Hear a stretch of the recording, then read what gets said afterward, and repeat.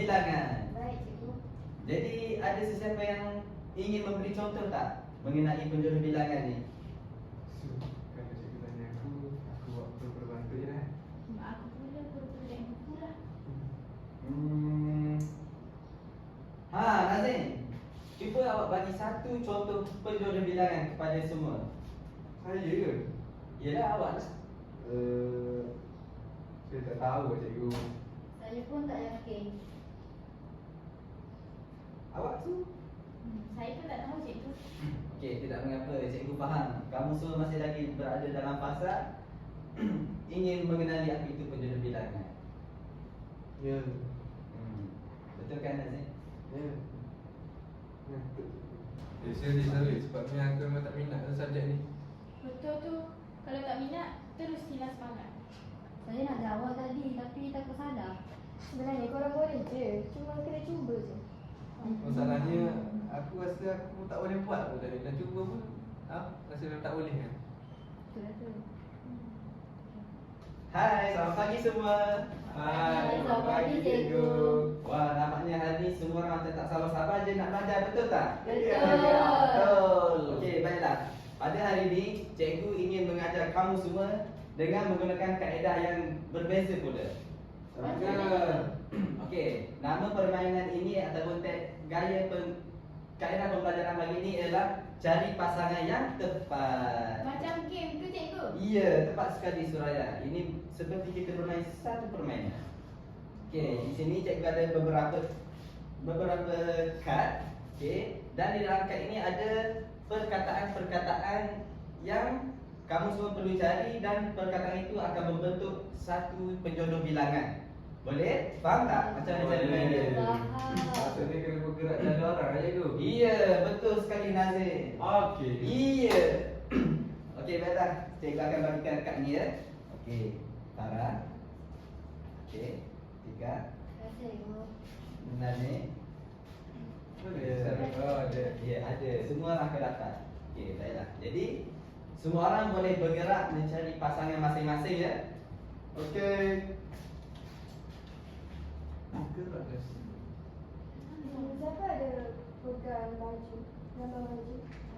Saya kot. Oh, gitu. Penjodoh bilangan untuk ni apa Apple? Macam mana? Saya pernah dengar saya dengar ni apa? Apple. Ha. Oh, sesuai ni untuk saya. Sebiji apple. Oh, sebiji Apple. Rupanya. Kita sama-sama. Selai baju. Ya, tepat sekali. Ya, jadi semua orang dah dapat jumpa pasangan masing-masing. Ya. Okey, jadi Farah, apa perkataan yang awak dapat? Selai baju. Selai baju, betul. Okey, Nazim, perkataan apa yang awak dapat? Sebiji apple. Ya, betul sekali.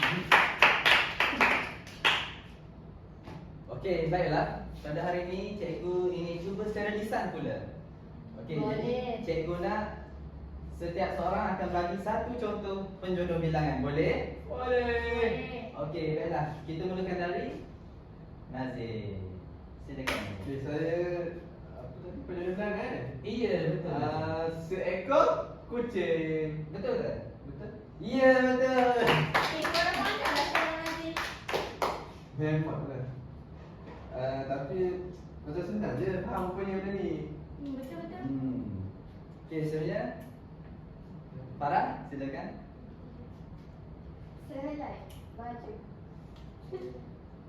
Ya, betul. Okey, seterusnya Atika. Seutas rantai. Serta rantai, betul.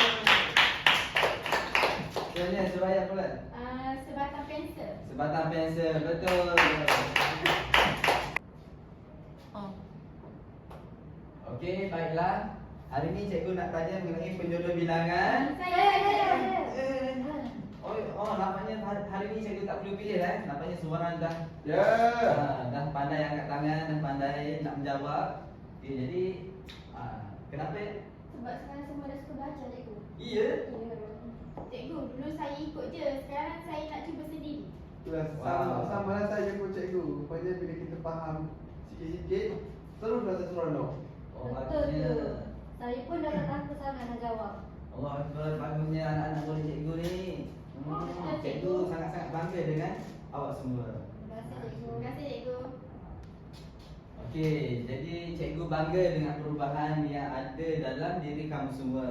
Ini menunjukkan motivasi sangat penting untuk memupuk semangat belajar kamu semua. Betul motivasi buat kita terus berusaha, betul tak cikgu? Betul. Motivasi juga ubah sikap kita cikgu.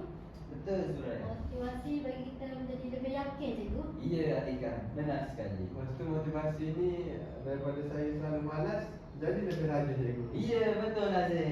Ya. Dan tugas sebagai seorang guru pula ialah untuk membantu kamu semua mencari semangat itu. Betul Ya. cikgu. Motivasi menjadikan pembelajaran lebih menyeronokkan dan bermakna.